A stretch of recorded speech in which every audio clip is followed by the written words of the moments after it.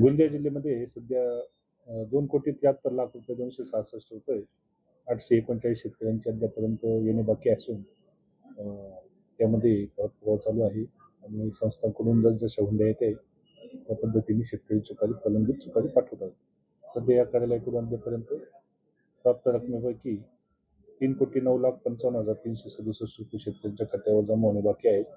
यामध्ये प्रामुख्याने संस्थांकडून हुंडी अद्यापर्यंत काढली नसल्यामुळे तसेच PFMSID पोर्टलवर विलंबाने होत असल्यामुळे सध्याची रक्कम प्रलंबित असून ही रक्कम आम्ही येत्या 5 दिवसामध्ये युद्ध पातळीवर शेतकऱ्यांच्या खात्यावर करीत आहोत.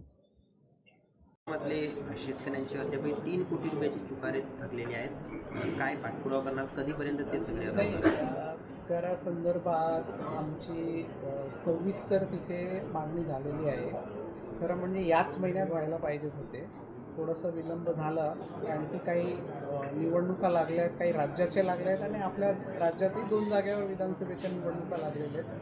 तर निश्चितपणे मला असं वाटतं की 2-4 दिवसात आम्ही त्याच्यावर चांगला निर्णय